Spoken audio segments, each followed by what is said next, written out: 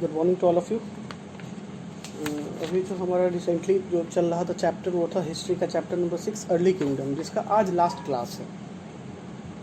यानी आज ये जो चैप्टर है ये ख़त्म हो जाएगा। बस दो छोटा छोटा टॉपिक बचा हुआ है, रिलीजन और चेंजेस इन एग्रीकल्चर। ठीक है, तो इसको स्टार्ट करते हैं। रिलीजन पेज नंबर 47 हमारा टॉपिक है religion. Brahmins had become very powerful by this time. They were expected to study and teach the Vedas. They assisted the king in religious ceremonies. जो ब्राह्मण थे वो बहुत ज़्यादा पावरफुल हो गए थे ये समय आते आते। They were expected to study and teach the Vedas. ऐसा समझा जाता था कि वो जो हैं किस चीज़ का अध्ययन करते हैं, तो मतलब पढ़ाते भी हैं, ज्ञान देते भी हैं और वेद का अध्ययन भी करते हैं।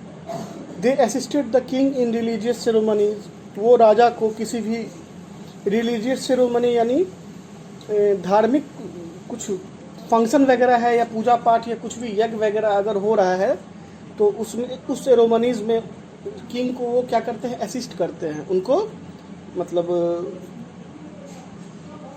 असिस्ट करने का मतलब होता है जो सलाह मशवरा देना।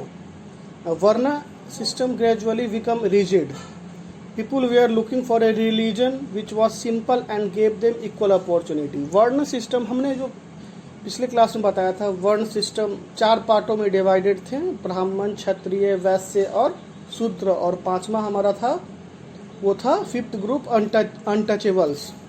तो ये वर्ण सिस्टम जो है धीरे धीरे पूरे हमारे समाज पे हावी हो गया। इसको बिल्कुल स्ट्रिक्टली फॉलो करने लग गए लोग।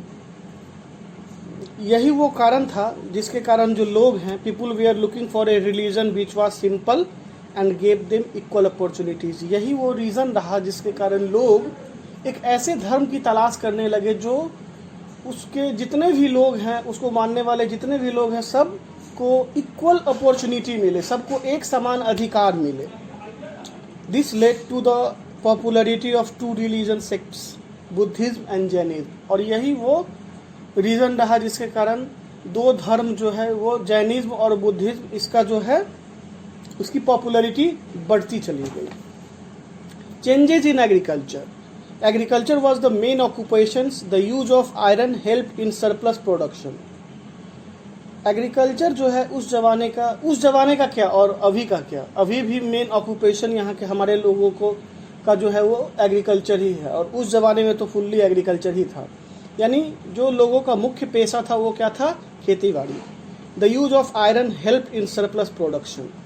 आयरन का यूज जो हो उन लोगों ने शुरू कर दिया, इसकी मदद से सरप्लस प्रोडक्शन होने लगा। यानी आयरन के यूज करने से पहले जितनी प्रोडक्शन होती थी, आयरन के इस्तेमाल करने के बाद जो है खेती बाड़ी में जो प्रोडक्शन है, जो उपज है, वो 2 गुना 4 गुना ज़्यादा बढ़ने लगा, सरप्लस होने लगा। Iron ploughshare replace the wooden one. पहले लोग लकड़ी या हड्डियों से या पत्थर से ज़मीन की मतलब एक बराबर या खेती योग्य बनाने में करते थे, और जब से ये आयरन आ गया, आयरन के खुरपी या कुदारी या जो भी आयरन की मदद से जो खेती बाड़ी होने लगी, तो उसकी मदद से जो हमारा प्रोडक्शन है वो बहुत ज़्यादा बढ़ गया। Transplantation of paddy also began to increase its production.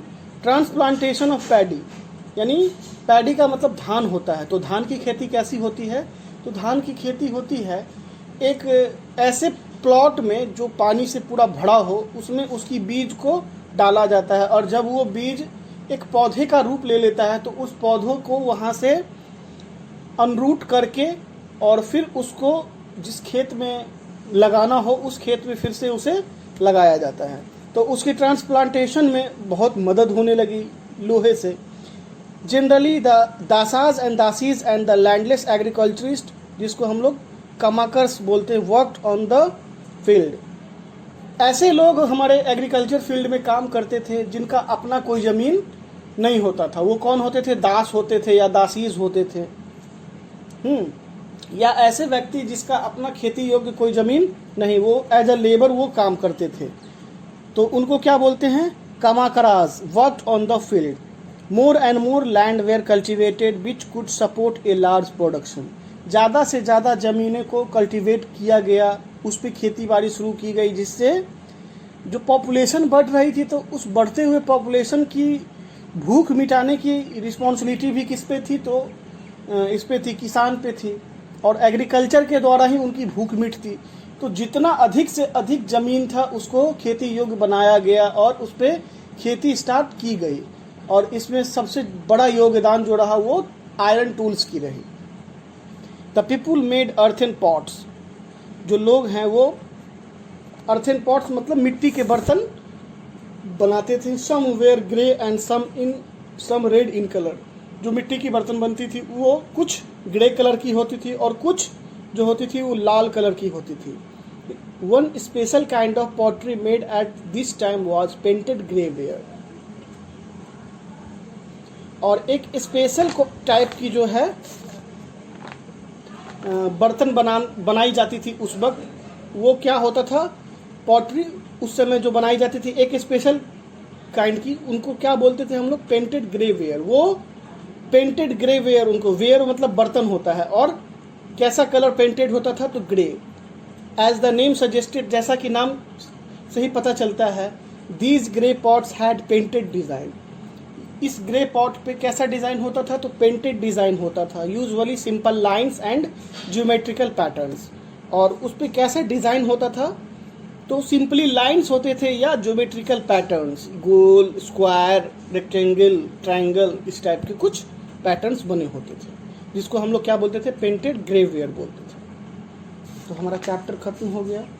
इसके जितने भी स्मॉल मल्टीपल चॉइस क्वेश्चन हुए या मैच द फॉलोइंग हुए, वेरी शॉर्ट आंसर है, शॉर्ट आंसर।